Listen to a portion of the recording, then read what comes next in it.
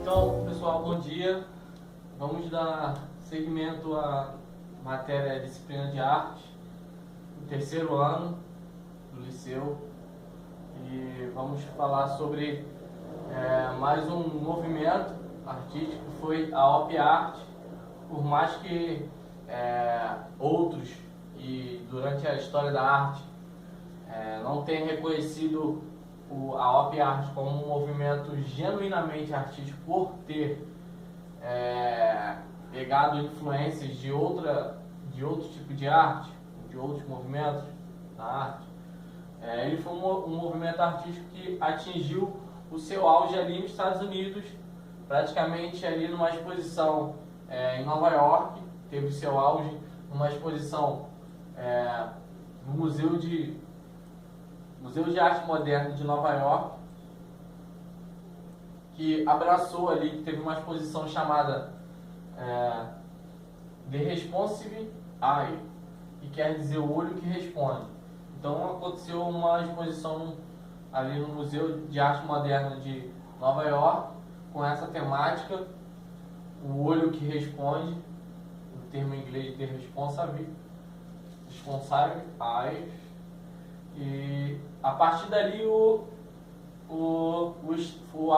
estilo foi abraçado como um estilo que usava o termo que descreve que essa Op Art, ela que descreve e explora a falibilidade do olho pelo uso de ilusões de ótica. Então esse termo Op Art, ele é um termo em inglês que quer dizer arte ótica, ou optical art, tá?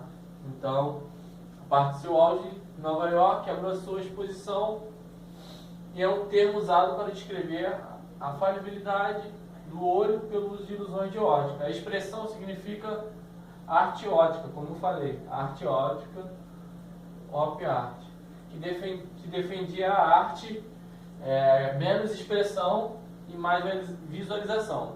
Enquanto outros períodos e outros movimentos, a gente prioriza a expressividade, a expressão, na Op Art a gente vai fazer o contrário. Eles têm a palavra de que defendida, de que menos expressão e mais visualização. Então eles dão mais ênfase na visualização, na parte da arte visual. Então a Op Art é a representação do movimento através da pintura, apenas com a utilização de elementos gráficos. Então, como falei, menos expressão e mais visualização. De que forma eu vou mais visualizar? Eles trabalhavam com elementos gráficos, linhas, o trabalho dessas linhas, o uso de poucas cores. Então eles trabalhavam com menos expressão e a mais visualização a partir desses elementos gráficos. Outro fator fundamental para a criação da Op Art foi a evolução da ciência. Então, a partir da evolução da ciência, da física, da química, de alguns estudos psicológicos e físicos da ótica, a partir disso a Op Art, ela criou mais cor e criou mais ênfase para dar continuidade, que está presente em todos os trabalhos, base nos estudos psicológicos da física sobre a ótica, como eu falei. Então, algumas das características da Op Art encontradas nas pinturas são a tridimensionalidade, está trabalhando com as três dimensões, altura, largura e profundidade. Quando vem esse termo tridimensionalidade, esses três elementos juntos se tornam tridimensionais: altura, largura e profundidade. O movimento e contraste das cores, que eles trabalhavam muito com os contrastes, as formas geométricas e linhas. Então, como foi falado aqui em cima, menos expressão e mais visualização. Então eles trabalhavam muito com essa estilo geométrico que dá um formato geométrico que é um estilo abstrato, como está seguindo a próxima tópico. Efeitos óticos e visuais. Normalmente as obras, tem algumas obras com contraste do preto e branco, e esses elementos gráficos e elementos abstratos. Não sei se vocês já viram uma espiral em preto e branco, que ela está num quadro em preto e branco, que conforme ela parece que está rodando, mas ela está fixa.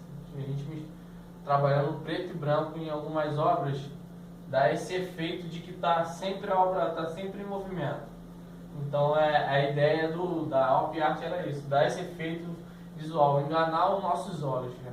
É uma falha que os nossos olhos têm, trabalhando com essas características e esses elementos que dá esse efeito, que são características da Alp Art. Os efeitos óticos, como eu falei, e visuais, os tons vibrantes, então não só os contrastes, mas usando as cores e os tons sempre que estão puros ou vibrantes. O exemplo mais comum nas obras que vocês vão ver no final do vídeo é o preto e branco, a presença dessas duas cores, preto e branco, mas tem outras cores. E a participação do observador. Então o observador passa a ser participante dessa obra, seja na pintura, vendo ela em movimento, ou numa instalação, que a Alp Art também. Ela foi pela instalação também, teve a escultura e instalações artísticas dentro desse movimento. Eu esqueci de colocar aqui no finalzinho os artistas, foram Sassilotto, Vitor Vassarelli. Sassilotto eu vou colocar lá no conteúdo e no final o nome desses artistas nas imagens.